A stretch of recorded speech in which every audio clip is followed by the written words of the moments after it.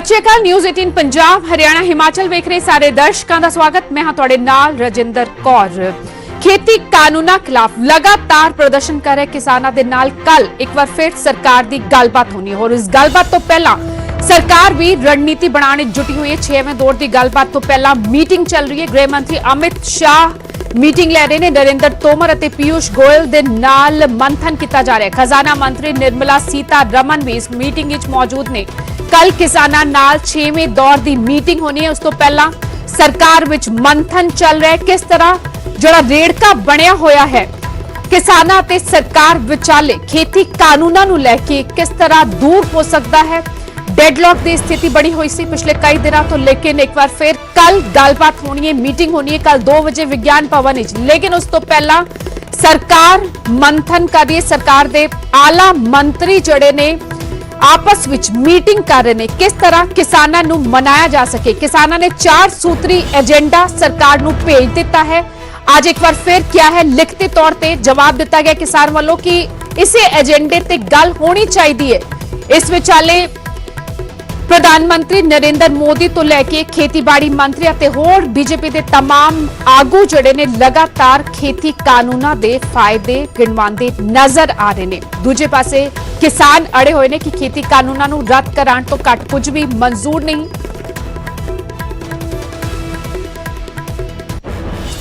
सदा रुक करदे हां, सुशील पांडे जुड़ चुके ने। इस वक्त ताजा अपडेट की है, मीटिंग चल रही है गृह मंत्री अमित शाह के नाल तमाम मंत्री इस मीटिंग में मौजूद। सुशील, क्या कुछ अपडेट मीटिंग को लेकर, कितना वक्त हो चुका मीटिंग को शुरू और ये पहला मौका है जब खजाना मंत्री निर्मला सीतारमण भी मीटिंग में मौजूद। सुशील जी बिल्कुल राजेंद्र, देखिए कल जो किसानों के साथ सरकार की बातचीत होने वाली है और उस बातचीत से पहले ग्रुप ऑफ मिनिस्टर की जो मीटिंग हो रही है वो फिलहाल अभी गृह मंत्रालय में चल भी रही है। 5:30 बजे ये मीटिंग शुरू हुई जिसमें पीयूष गोयल केंद्रीय मंत्री, कृषि मंत्री नरेंद्र सिंह तोमर, निर्मला सीतारमण और अमित शाह ये आपस में बैठकर बातचीत कर रहे हैं कि कैसे कल किसानों के साथ बातचीत की जाएगी, कौन कौन से पॉइंट्स पर फोकस किया जाएगा। और गृह मंत्रालय में अभी भी लगातार जो मीटिंग है वो चल रही है। निश्चित रूप से एक नई रूपरेखा तैयार की जा रही है केंद्र सरकार की तरफ से कि कल किसानों के साथ बातचीत में कौन कौन से पहलुओं पर विचार किया जाए। जैसा किसानों की तरफ से बार बार ये कहा जा रहा है कि इतने हमारे पॉइंट्स हैं, इस पर आपको विचार करना है। और उसी के मद्देनजर एक बड़ी और महत्वपूर्ण मीटिंग फिलहाल केंद्रीय गृह मंत्री अमित शाह के साथ हो रही है। ग्रुप ऑफ मिनिस्टर्स की मीटिंग है। अब इस मीटिंग में तमाम पहलुओं पर बातचीत की जा रही होगी मीटिंग में कि किसानों के साथ उस मुद्दे को लेकर किस तरह तालमेल बैठाया जाए, क्योंकि पिछले 35 दिनों से लगातार किसान धरना प्रदर्शन कर रहे हैं, किसान नाराज हैं, उनको किस तरह मनाया जाए। और इसीलिए ये मीटिंग बेहद महत्वपूर्ण है। लगभग 5:30 बजे ये मीटिंग चल रही है और लगभग 1 घंटा होने को है इस पूरी मीटिंग को चलते हुए। और इसी में देखना बेहद अहम होगा कि इस मीटिंग की रूपरेखा क्या होगी, क्या रणनीति सरकार बना रही है किसानों को फिलहाल इस पूरे मामले में कि वो अब धरना प्रदर्शन ना करें और कहीं ना कहीं इस पूरे प्रदर्शन को खत्म करें। और इसीलिए सरकार बार बार इस पूरे मामले में किसानों के साथ बातचीत करना चाह रही है। और इसीलिए ये जो मीटिंग हो रही है वो बेहद महत्वपूर्ण है, क्योंकि ग्रुप ऑफ मिनिस्टर में पीयूष गोयल भी हैं, वित्त मंत्री जो हैं निर्मला सीतारमण, उनका भी आना कहीं ना कहीं महत्वपूर्ण है, क्योंकि पहली बार मीटिंग ऐसी हो रही है जिसमें निर्मला सीतारमण आई हैं, कृषि मंत्री हैं। तो निश्चित रूप से इस पूरे मीटिंग को देखना भी होगा कि केंद्र सरकार कितनी इस पूरे मामले को लेकर गंभीर है, क्योंकि लेकिन कहीं ना कहीं ऑफिशियली मीटिंग इस तरह होना ये बताना है तमाम किसानों को कि सरकार हमेशा से किसानों के लिए गंभीर है, क्योंकि सर्वोपरि केंद्र सरकार का जो सबसे पहला काम है वो किसानों का हित करना है। इसीलिए केंद्र सरकार बार बार इस पूरे मामले में किसानों के साथ बातचीत करने के लिए न्योता देती रही है। लेकिन किसान संगठन फिलहाल सरकार के इन तमाम पहलुओं पर नाराज है, लेकिन बावजूद इसके सरकार उनको मनाने की कोशिश कर रही है। और यही वजह है कि आज शाम को फिलहाल यहाँ 5:30 बजे से लेकर अभी तक मीटिंग कंटिन्यू चल रही है। गृह मंत्री अमित शाह मीटिंग कर रहे हैं, यानी कि आधे घंटे से ज्यादा का समय हो चुका है मीटिंग को शुरू हुए। सुशील, लेकिन सबसे अहम बात 4 सूत्री एजेंडा जो किसानों की तरफ से सरकार को भेजा गया है और सबसे पहले उसमें यह लिखा है कि तीनों खेती कानून रद्द करने की प्रक्रिया बताई जाए। जबकि अभी तक जो स्थिति बनी है, सरकार बाकी जो 3 एजेंडे हैं, जो 3 सूत्र हैं, उन पर बात करने को तैयार है, लेकिन खेती कानून रद्द नहीं होंगे। ये सरकार की तरफ से मंत्री या प्रधानमंत्री नरेंद्र मोदी का पिछले दिनी जो बयान लगातार आ रहा है, केंद्रीय खेतीबाड़ी मंत्री का बयान आ रहा है, बार बार फायदे गिनाए जा रहे खेती कानूनों के। और अब बड़ा सवाल यही है कि ठीक है, अब ग्रुप ऑफ मिनिस्टर्स की मीटिंग चल रही है, ये माना जाए कि शायद सरकार कुछ और नरम रवैया अपना सकती है। देखिए, सरकार राजेंद्र हमेशा से नरम रही है इस पूरे मामले को लेकर, लेकिन जिस तरह किसानों की अगर बात करें तो देखिए, किसान की तरफ से सरकार पर दो सवाल किए जाते हैं कि किसान सरकार से ये चाहते हैं कि सरकार हां और ना में ही जवाब दे, लेकिन जब तक आप किसी भी कानून को लेकर सरकार के साथ बैठेंगे नहीं, उनके साथ बातचीत नहीं करेंगे और सिर्फ जिद में रहेंगे, तो किसी भी कानून के बदलाव की या किसी भी कानून में अगर आप परिवर्तन चाहते हैं तो निश्चित रूप से आपस में बैठकर बातचीत करना होगा। और जिस तरह भारत के प्रधानमंत्री ने बार बार ये कहा है कि ये जो फिलहाल किसान बिल है वो किसानों के फायदे के लिए है, और इसीलिए हर बार केंद्र सरकार की तरफ से किसानों को ये समझाने की कोशिश की जा रही है कि इस बिल से उनका कोई नुकसान नहीं है, केवल इसके पीछे राजनीति की जा रही है। क्योंकि बहुत ऐसे मुद्दे देखे भी गए हैं जिसमें किसानों की तरफ से जब सरकार बार बार एमएसपी को लेकर कह रही है कि वो गारंटी दे रहे हैं, वो लिखकर देने को तैयार हैं, बावजूद इसके किसान फिलहाल मानने को तैयार नहीं है। किसानों का सिर्फ ये कहना है कि तीनों कानून खराब है, तीनों कानूनों को खत्म किया जाए। और अब किसानों और सरकार के बीच में जो रेड़का बना हुआ है, जो डेडलॉक वाली स्थिति बनी थी, वो जरूर टूटती नजर आ रही। कल एक बार फिर बातचीत होगी। सुशील, आपके पास वापस आएंगे क्योंकि अभी मीटिंग चल रही है ग्रुप ऑफ मिनिस्टर्स की। जब खत्म होगी, क्या कुछ निकल कर आता है, उसकी जानकारी के लिए फिलहाल शुक्रिया। आधे घंटे तो ज्यादा ਦਾ ਸਮਾਂ ਹੋ ਚੁੱਕਿਆ ਹੈ। Group of ministers the meeting ਚੱਲ ਰਹੀ ਹੈ। गृह मंत्री अमित शाह ਦੀ ਅਗਵਾਈ ਹੈ। ਰੇੜਕਾ ਜਿਹੜਾ ਬਣਿਆ ਹੋਇਆ ਹੈ ਕਿਸਾਨਾਂ ਤੇ ਸਰਕਾਰ ਵਿਚਾਲੇ खेती ਕਾਨੂੰਨਾਂ ਨੂੰ ਲੈ ਕੇ ਕਿਸ ਤਰ੍ਹਾਂ ਖਤਮ ਕੀਤਾ ਜਾਏ। 1 ਮਹੀਨੇ ਤੋਂ ਵੱਧ ਦਾ ਸਮਾਂ ਹੋ ਗਿਆ ਹੈ। ਅੱਜ 34ਵਾਂ ਦਿਨ ਕਿਸਾਨਾਂ ਦੇ ਅੰਦੋਲਨ ਦਾ। ਦਿੱਲੀ ਦੀ ਬਰੂਹਾਂ ਤੇ ਕਿਸਾਨ ਡਟੇ ਹੋਏ ਨੇ ਅਤੇ ਸਾਫ਼ कहता है कि खेती ਕਾਨੂੰਨਾਂ ਨੂੰ ਰੱਦ ਕਰਨ ਤੋਂ ਘੱਟ ਕੁਝ ਵੀ ਮਨਜ਼ੂਰ ਨਹੀਂ। ਇਸ ਵਿਚਾਲੇ ਕੱਲ ਇੱਕ ਵਾਰ ਫਿਰ ਸਰਕਾਰ ਦੇ ਨਾਲ ਗੱਲਬਾਤ ਹੋਣੀ ਹੈ। किसान भी उम्मीद जता रहे हैं कि इस गलबात के जरिए मसले का हल निकलेगा। जोड़े केंद्र सरकार के नुमाइंदे ने उन्होंने भी उम्मीद है कि गलबात के जरिए मसले का हल निकले।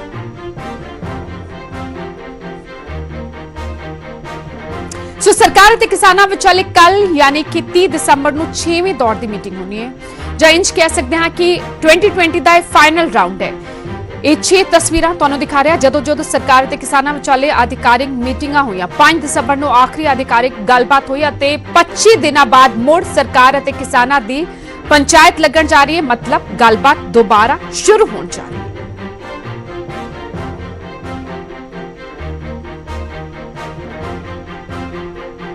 ਸਾਡੇ ਨਾਲ ਬੂਟਾ ਸਿੰਘ ਸ਼ਾਦੀਪੁਰ ਨੇ ਭਾਰਤੀ ਕਿਸਾਨ ਮੰਚ ਦੇ ਪ੍ਰਧਾਨ ਨੇ ਪੰਜਾਬ ਦੇ। ਸਵਾਗਤ ਹੈ ਤੁਹਾਡਾ ਨਿਊਜ਼ੀਲੈਂਡ ਪੰਜਾਬ ਦੇ। ਪਹਿਲਾਂ ਧੰਨਵਾਦ ਜੀ, ਮਿਹਰਬਾਨੀ। ਚਲ ਕਿੰਨੇ ਵਜੇ ਇੱਥੋਂ ਬੱਸ ਤੁਰੇਗੀ ਕੱਲ? ਉਮੀਦਾਂ ਵਾਲੀ ਬੱਸ ਤੁਰੇਗੀ ਕੱਲ। ਵੇਖੋ, ਜੀਵੇ ਆਸਾ ਮਰੇ ਨਿਰਾਸਾ, ਆਸਾ ਨਾਲ ਹੀ ਜੀਵਿਆ ਜਾਂਦਾ ਦੁਨੀਆ ਦੇ ਵਿੱਚ। ਤੇ ਲੇਕਿਨ ਇਹ ਆ ਵੀ ਬਾਕੀ ਅੱਗੋਂ ਸਰਕਾਰ ਨੂੰ ਨੀਅਤ ਸਾਫ਼ ਕਰਨੀ ਚਾਹੀਦੀ ਹੈ। ਜੇ ਸਰਕਾਰ ਨੀਅਤ ਸਾਫ਼ ਕਰੂਗੀ ਫਿਰ ਤਾਂ ਸਾਰਾ ਕੁਝ ਹੋ ਜਾਊਗਾ, ਫਿਰ ਆਸਾਂ ਪੂਰੀਆਂ ਹੁੰਦੀਆਂ ਨੇ। ਜੇਕਰ ਸਰਕਾਰ ਨੇ ਕੋਈ ਕੁੰਡੀ ਰੱਖੀ ਤੇ ਫਿਰ ਉਸੇ ਤਰ੍ਹਾਂ ਹੀ ਫਿਰ ਚੱਲਦਾ ਰਹੂਗਾ, ਆਈ ਜੋ ਜਾਈ ਜੋ, ਪਰ ਕੋਈ ਦਿੱਕਤ ਨਹੀਂ। ਸਾਡੇ ਦਰਵਾਜ਼ੇ ਸਦਾ ਖੁੱਲੇ ਨੇ, ਪਹਿਲਾਂ ਵੀ ਖੁੱਲੇ ਸੀ, ਹੁਣ ਵੀ ਖੁੱਲੇ ਰਹਿਣਗੇ, ਅਗਾਂ ਵੀ ਖੁੱਲੇ ਰਹਿਣਗੇ। ਜਿਵੇਂ ਸਰਕਾਰ ਚਾਹੂਗੀ ਉਸੇ ਤਰ੍ਹਾਂ ਕਰਦੇ ਰਹਾਂਗੇ, ਪਰ ਰੱਦ ਕਰਾ ਕੇ ਜਾਵਾਂਗੇ। ਸਾਰੀ ਦੁਨੀਆ ਸੜਕਾਂ ਤੇ ਬੈਠੀ ਏ, ਲੋਕ ਦੇ ਨਾਰੇ ਮਾਰ ਰਹੇ ਜਾਣਗੇ। ਵੇਖ ਲਿਆ ਤੁਸੀਂ, ਹੁਣੇ ਕਰਦੇ ਨੇ ਸ਼ਾਮ ਨੂੰ ਐਲਾਨ। ਜੇ ਆ ਦੁਨੀਆ ਨਾਰੇ ਨਾ ਮਾਰਦੀ ਆ ਮੋਦੀ ਦੇ ਨਾਂ ਦੀ ਤਾਂ ਕਹਿ ਦਿਓ ਇਹ ਲੋਕ ਜਿਹੜੇ ਨੇ ਕਿਰਤੀ ਕਿਸਾਨ ਲੋਕ ਜਿਹੜੇ ਨੇ ਇਹ ਦੇਸ਼ ਭਗਤ ਲੋਕ ਨੇ। ਦੇਸ਼ ਭਗਤ ਇਹ ਬਹੁਤ ਜਲਦੀ ਭੁੱਲ ਜਾਂਦੇ ਨੇ ਵੀ ਸਾਡੀਆਂ ਨੇ ਗੋਡੀਆਂ ਵੀ ਲਵਾਈਆਂ ਨੇ। ਸਵਾਲ ਉੱਠਦਾ ਹੈ ਬੂਟਾ ਸਿੰਘ ਜੀ ਕਿ ਸੁਪਰੀਮ ਕੋਰਟ ਵਿੱਚ ਗੱਲ ਤੁਰੀ ਸੀ। ਸੁਪਰੀਮ ਕੋਰਟ ਨੇ ਵੀ ਕਿਹਾ ਸੀ ਕਿ ਪੁੱਛਿਆ ਸੀ ਸੋਲੀਟਰ ਜਨਰਲ ਨੂੰ ਵੀ ਤੁਸੀਂ ਹੋਲਡ ਕਰ ਸਕਦੇ ਹੋ। ਵਕੇਸ਼ਨ ਆ ਗਈ ਸੀ, ਵਕੇਸ਼ਨ ਬੈਂਚ ਹੁਣ ਜਦੋਂ ਖਤਮ ਹੋਏਗੀ, ਕੀ ਲੱਗਦਾ ਜੇ ਕੱਲ ਦੀ ਮੀਟਿੰਗ 'ਚ ਕੁਝ ਨਾ ਸਿੱਟਾ ਨਿਕਲਿਆ ਦੁਬਾਰਾ ਫਿਰ ਸੁਪਰੀਮ ਕੋਰਟ ਆਹੋ ਚੱਲ ਸਕਦਾ। ਚਲੋ ਸੁਪਰੀਮ ਕੋਰਟ ਵੇਖੋ ਸਤਿਕਾਰਯੋਗ ਆ, ਤੇ ਅਸੀਂ ਤਾਂ ਉਹਨਾਂ ਨੂੰ ਵੀ ਕਹਿੰਦੇ ਆ। ਮੈਨੂੰ ਤਾਂ ਅੱਗੇ ਵੀ ਇੱਕ ਦਿਨ ਤੁਹਾਡੇ ਚੈਨਲ 'ਤੇ ਪੁੱਛਿਆ, ਮੈਂ ਵੀ ਉਹ ਤਾਂ ਸੁਪਰੀਮ ਕੋਰਟ ਹੀ ਇਹਨਾਂ ਲੋਕਾਂ ਦੀਆਂ ਭਾਵਨਾਵਾਂ ਦੇ ਅਨੁਸਾਰ ਫੈਸਲਾ ਲੈ ਦੇਣ, ਠੀਕ ਹੈ ਕਿ ਨਹੀਂ। ਨਾਲੇ ਜਿਹੜੇ ਕਿਸੇ ਸਮੇਂ ਦੇ ਅੰਦਰ ਕੋਰਟਾਂ ਦੇ ਉੱਤੇ ਥੋੜੇ ਕਣੇ ਇੱਧਰ ਉੱਧਰ ਹੁੰਦੇ ਰਹਿੰਦੇ ਨਾ, ਉਹ ਧੁੱਪ ਜੂਗਾ ਸਾਰਾ ਕੁਝ। ਲੋਕਾਂ ਦੇ ਵਿੱਚ ਵਿਸ਼ਵਾਸ ਵਧੂਗਾ ਸੁਪਰੀਮ ਕੋਰਟ ਦਾ ਵੀ। ਅਸੀਂ ਕਹਿੰਦੇ ਜੇ ਮੋਦੀ ਸਾਹਿਬ ਨਹੀਂ ਕਰਦੇ ਤੇ ਸੁਪਰੀਮ ਕੋਰਟ ਨੂੰ ਇਸ਼ਾਰਾ ਕਰਦੇ ਨਾ। ਜੇ ਏਡੀ ਈਗੋ ਪੈ ਗਈ ਵੀ ਉਹਨੂੰ ਡਰ ਲੱਗਦਾ ਦੂਜੇ ਲੋਕ ਉੱਠ ਖੜਨਗੇ ਜਿਨ੍ਹਾਂ ਦੇ ਖਿਲਾਫ ਇਹਨਾਂ ਨੇ ਪਹਿਲਾਂ ਬੜੇ ਕਾਨੂੰਨ ਬਣਾਏ ਨੇ, ਉਹਨਾਂ ਤੋਂ ਡਰ ਲੱਗਦਾ ਇਹਨਾਂ ਨੂੰ, ਤੇ ਇਸ ਪਾਸੇ ਨੂੰ ਆ ਜਾਣ, ਇਸ ਪਾਸੇ ਨੂੰ ਗੇੜਾ ਦੇ ਕੇ ਲੈਣ, ਉੱਪਰਲੀ ਗਲੀ ਨੂੰ ਐ ਕਰਕੇ ਉੱਪਰ ਦੀ ਘੁੰਮ ਕੇ ਆ ਜਾਣ। ਕੀ ਫਰਕ ਪੈਂਦਾ? ਉਹ ਕਹਿ ਦਿੰਦੇ ਵੀ ਚੱਲ ਸੁਪਰੀਮ ਕੋਰਟ ਵੱਲੋਂ ਹੀ ਆ ਗਿਆ ਤੇ ਅਸੀਂ ਚਲੋ ਸੁਪਰੀਮ ਕੋਰਟ ਦਾ ਮਾਨ ਸਨਮਾਨ ਕਰਦੇ ਆ, ਤੇ ਸੁਪਰੀਮ ਕੋਰਟ ਦੇ ਸਨਮਾਨ ਕਰਕੇ ਅਸੀਂ ਇਹ ਜਿਹੜਾ ਹੁਣ ਸਾਨੂੰ ਰੱਦ ਕਰਨੇ ਪੈਣੇ ਨੇ। ਵੇਖੋ ਇਹ ਦੁਨੀਆ ਬੈਠੀ ਹੈ, ਰੱਦ ਕਰਾ ਕੇ ਜਾਊਗੀ। ਇਹ ਚੁਣੀ ਹੋਈ ਸਰਕਾਰ ਹੈ, ਇਹ ਡਿਕਟੇਟਰਸ਼ਿਪ ਕਰਨਾ ਚਾਹੁੰਦੇ ਨੇ, ਇਹਨਾਂ ਨੂੰ ਨਹੀਂ ਕਰਨਾ ਚਾਹੀਦਾ। ਆਉਣ ਵਾਲੇ ਸਮੇਂ 'ਚ ਲੋਕਾਂ ਨੇ ਇਹਨਾਂ ਨੂੰ ਮਾਫ ਨਹੀਂ ਕਰਨਾ, ਪਿੰਡਾਂ 'ਚ ਵੜਨ ਨਹੀਂ ਦੇਣਾ। ਇਸ ਕਰਕੇ ਇਹਨਾਂ ਨੂੰ ਚਾਹੀਦਾ ਮਾਫ ਕਰਨ, ਲੋਕਾਂ ਦੀਆਂ ਭਾਵਨਾਵਾਂ ਅਨੁਸਾਰ ਫੈਸਲਾ ਕਰਨ। ਬਹੁਤ ਬਹੁਤ ਧੰਨਵਾਦ ਬੂਟਾ ਸਿੰਘ। ਓਕੇ। ਇਹ ਸਨ ਬੂਟਾ ਸਿੰਘ ਜੀ। ਉਮੀਦਾਂ ਭਰੀ ਬੱਸ ਕੱਲ ਇੱਥੋਂ ਜਾਣੀ ਹੈ, 12 ਵਜੇ ਤੋਂ ਆਗੂ ਤਿਆਰ ਨੇ। ਅੱਜ ਹਾਲਾਂਕਿ ਮੀਟਿੰਗ ਨਹੀਂ ਹੈ, ਲੇਕਿਨ ਉਮੀਦ ਕਹਿੰਦੇ ਨੇ ਉਮੀਦ ਤੇ ਦੁਨੀਆ ਕਾਇਮ ਹੈ। ਗੱਲ ਤੁਰਦੀ ਰਹਿਣੀ ਚਾਹੀਦੀ ਹੈ। ਜਿਹੜੀ ਕੱਲ ਦੀ ਮੀਟਿੰਗ ਹੈ, ਕੱਲ ਵੀ ਮੀਟਿੰਗ ਹੋਏਗੀ। ਉਮੀਦ ਸਾਰਿਆਂ ਨੂੰ ਹੈ, ਹੁਣ ਦੇਖਣਾ ਹੋਏਗਾ ਸਿੱਟਾ ਕੀ ਨਿਕਲ ਕੇ ਆਉਂਦਾ। ਵੀਡੀਓ ਜਰਨਲਿਸਟ ਸੰਨੀ ਸਿੱਧੂ ਦੇ ਨਾਲ ਉਮੇਸ਼ ਸ਼ਰਮਾ, ਨਿਊਜ਼ 18 ਸਿੰਘੂ ਬਾਰਡਰ। ਸੋ ਕੱਲ ਸਰਕਾਰ ਦੇ ਨਾਲ ਕਿਸਾਨਾਂ ਦੀ ਗੱਲਬਾਤ ਹੋਣੀ ਹੈ ਇੱਕ ਵਾਰ ਫਿਰ, ਅਤੇ ਕਿਸਾਨਾਂ ਨੇ ਆਪਣੇ ਅਗਲੇ ਐਕਸ਼ਨ ਪਲਾਨ ਵਿੱਚ ਥੋੜਾ ਬਦਲਾਅ ਕੀਤਾ ਹੈ। ਕਿਸਾਨਾਂ ਨੇ ਟਰੈਕਟਰ ਮਾਰਚ ਦਾ ਪ੍ਰੋਗਰਾਮ ਅੱਗੇ ਪਾ ਦਿੱਤਾ ਹੈ।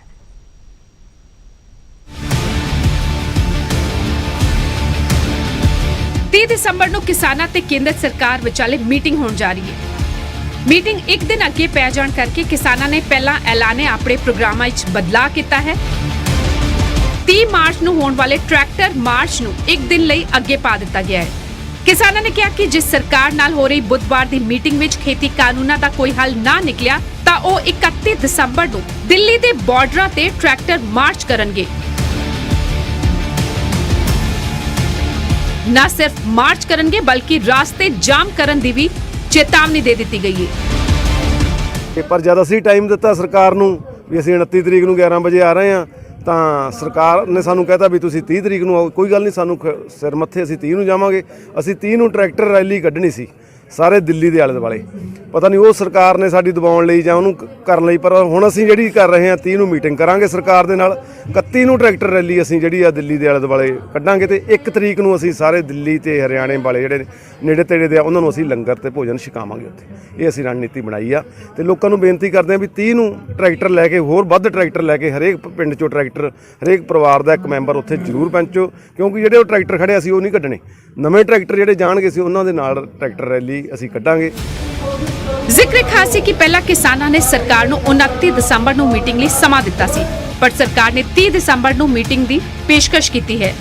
ਇਸ ਕਾਰਨ 30 ਦਸੰਬਰ ਨੂੰ ਹੋਣ ਵਾਲੇ ਟਰੈਕਟਰ ਮਾਰਚ ਨੂੰ ਹੁਣ 31 ਦਸੰਬਰ ਤੇ ਪਾ ਦਿੱਤਾ ਗਿਆ, ਕਿਉਂਕਿ 30 ਨੂੰ ਕਿਸਾਨ ਮੀਟਿੰਗ ਵਿੱਚ ਸ਼ਾਮਿਲ ਹੋਣਗੇ ਅਤੇ ਇਸ ਮੀਟਿੰਗ ਦੇ ਨਤੀਜੇ ਮੁਤਾਬਿਕ ਹੀ ਅਗਲੇ ਐਕਸ਼ਨ ਪਲਾਨ ਹੋਣਗੇ।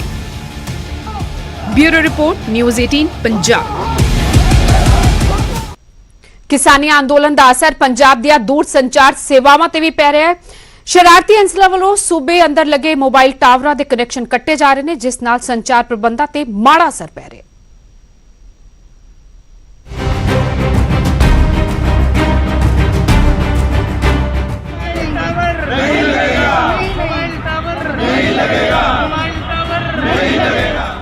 ਕਿਸਾਨੀ ਅੰਦੋਲਨ ਦਾ ਸੇਕ ਪੰਜਾਬ ਦੇ ਵਿੱਚ ਲੱਗੇ ਮੋਬਾਈਲ ਟਾਵਰਾਂ ਨੂੰ ਝੱਲਣਾ ਪੈ ਰਿਹਾ ਹੈ। ਕਿਸਾਨਾਂ ਨੇ ਖੇਤੀ ਕਾਨੂੰਨਾਂ ਦੇ ਵਿਰੋਧ ਵਿੱਚ ਸੂਬੇ ਦੇ ਕਰੀਬ 1500 ਮੋਬਾਈਲ ਟਾਵਰਾਂ ਦੇ ਬਿਜਲੀ ਕਨੈਕਸ਼ਨ ਕੱਟ ਦਿੱਤੇ ਨੇ ਜਾਂ ਉਹਨਾਂ ਨੂੰ ਨੁਕਸਾਨ ਪਹੁੰਚਾਇਆ ਹੈ।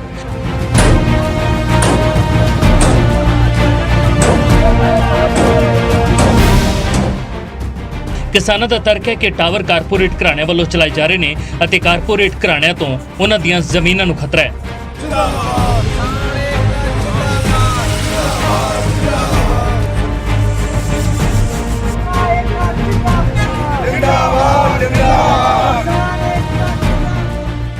जी चलाते भी चला लो भाई, जब माड़ा मोटा होएगा सानू कोई तकलीफ नहीं।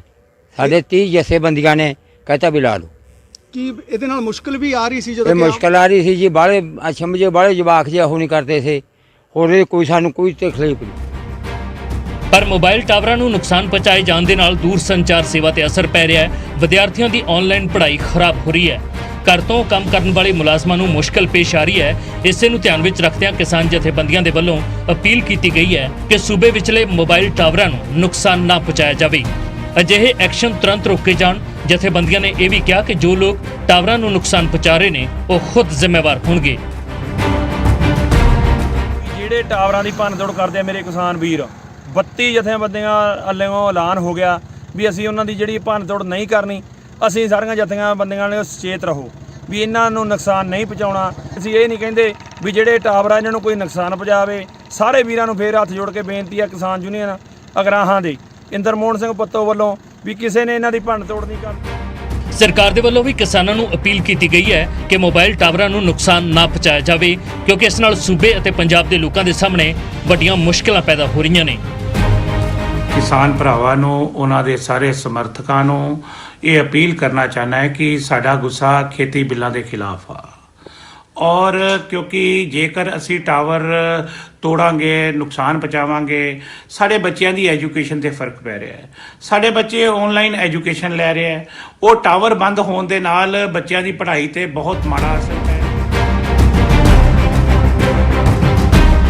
ਇਸ ਤੋਂ ਪਹਿਲਾਂ ਮੁੱਖ ਮੰਤਰੀ ਕੈਪਟਨ ਅਮਰਿੰਦਰ ਸਿੰਘ ਨੇ ਵੀ ਸੂਬੇ ਦੇ ਲੋਕਾਂ ਨੂੰ ਅਪੀਲ ਕੀਤੀ ਸੀ ਕਿ ਟਾਵਰਾਂ ਦੀ ਬਿਜਲੀ ਨਾ ਕੱਟੀ ਜਾਏ, ਇਸ ਨਾਲ ਆਮ ਲੋਕ ਪਰੇਸ਼ਾਨ ਹੋ ਰਹੇ ਨੇ। ਮੁੱਖ ਮੰਤਰੀ ਨੇ ਪੁਲਿਸ ਨੂੰ ਵੀ ਹਦਾਇਤ ਕੀਤੀ ਹੈ ਕਿ ਅਜਿਹੇ ਮਾਮਲਿਆਂ ਦੇ ਵਿੱਚ ਕੋਈ ਢਿੱਲ ਨਾ ਵਰਤੀ ਜਾਏ ਅਤੇ ਸਖਤ ਐਕਸ਼ਨ ਲਿਆ ਜਾਵੇ। Bureau report, news 18।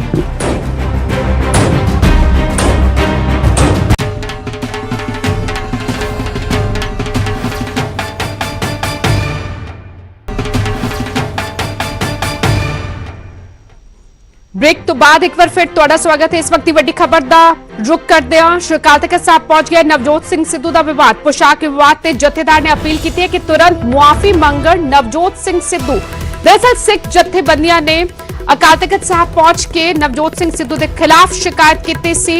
धार्मिक चिन्हां वाली शॉल नूं लैके यह पूरा विवाद पक्या है। धार्मिक चिन्हां वाली शॉल पाई अते उस तो बाद तस्वीरां सोशल मीडिया ते शेयर कीतियां नवजोत सिंह सिद्धू ने, जिस तो बाद विवाद खड़ा हो गया।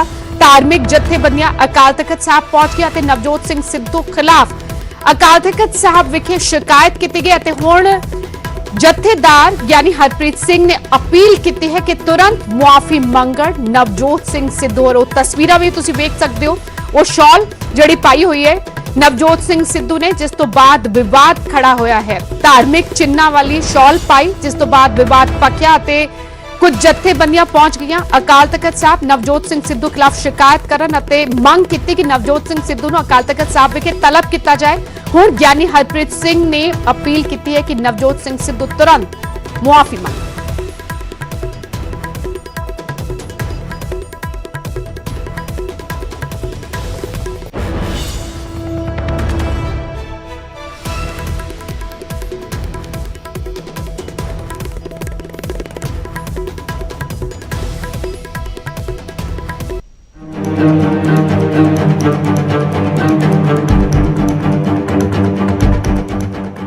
अक्सर सुर्खियां च रहने वाले अपने बेबाक अंदाज लिए जाने जाने वाले नवजोत सिंह सिद्धू एक बार मुड़ सुर्खियां विच आ गए ने।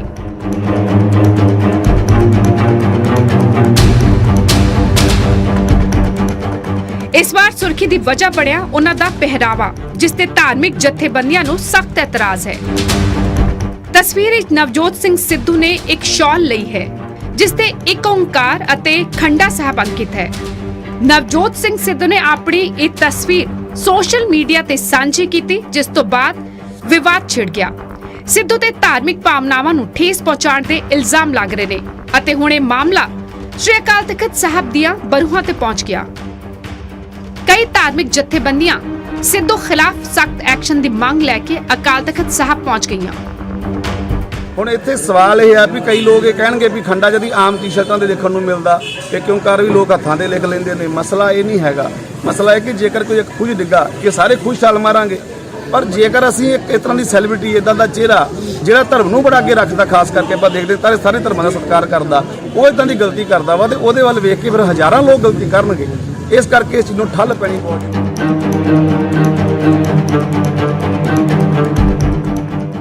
धार्मिक जथेबंदियां नूं इस गल दी भी नाराजगी है कि विवाद छिड़न के बावजूद सिद्धू मुआफी मंगण अगे नहीं आए, बल्कि ये तस्वीरां दोबारा एक होर सोशल मीडिया प्लेटफॉर्म ते उन्हां वल्लों सांझियां कर दित्तियां गईयां। श्री अकाल तख्त साहब ਨੂੰ ਅਸੀਂ ਇੱਕ ਮੰਗ ਪੱਤਰ ਦੇ ਰਹੇ ਹਾਂ ਕਿ ਇਹਦੇ ਵਰਗੇ ਹੋਰ ਵੀ ਜਿਹੜੇ ਲੋਕ ਜਾਣੇ ਅਣਜਾਣੇ ਕਿਦਾਂ ਦੀਆਂ ਗਲਤੀਆਂ ਕਰ ਰਹੇ ਨੇ ਉਹਨਾਂ ਦੇ ਉੱਪਰ ਠੋਸ ਕਾਰਵਾਈ ਕਰਕੇ ਇਹਦਾ ਕੋਈ ਠੋਸ ਹੱਲ ਕੀਤਾ ਜਾਵੇ ਤਾਂ ਕਿ ਅੱਗੇ ਤੋਂ ਅਜਿਹੀ ਕੋਈ ਗਲਤੀ ਨਾ ਹੋਵੇ। धार्मिक जथेबंदियां का कहना है कि अकाल तख्त साहब वालों जारी हुक्मनामे के बावजूद ਪੰਥ ਨਾਲ ਜੁੜੇ ਧਾਰਮਿਕ ਚਿੰਨ੍ਹਾਂ ਦੀ ਇਸ ਤਰ੍ਹਾਂ ਬੇਕਦਰੀ ਚਿੰਤਾ ਦਾ ਵਿਸ਼ਾ ਹੈ ਅਤੇ ਅਜਿਹਾ ਕਰਨ ਵਾਲੇ ਲੋਕਾਂ ਖਿਲਾਫ ਸਖਤ ਤੋਂ ਸਖਤ ਕਾਰਵਾਈ ਹੋਣੀ ਚਾਹੀਦੀ ਹੈ, ਫਿਰ ਭਾਵੇਂ ਉਹ ਕੋਈ ਵੀ ਕਿਉਂ ਨਾ ਹੋਵੇ। ਫਿਲਹਾਲ ਇਸ ਪੂਰੇ ਵਿਵਾਦ ਤੇ ਨਵਜੋਤ ਸਿੰਘ ਸਿੱਧੂ ਵੱਲੋਂ ਹਾਲੇ ਤੱਕ ਕੋਈ ਬਿਆਨ ਸਾਹਮਣੇ ਨਹੀਂ ਆਇਆ ਹੈ। ਅੰਮ੍ਰਿਤਸਰ ਤੋਂ ਅਮਿਤ ਸ਼ਰਮਾ ਦੇ ਨਾਲ ਬਿਊਰੋ ਰਿਪੋਰਟ ਨਿਊਜ਼ 18 ਪੰਜਾਬ।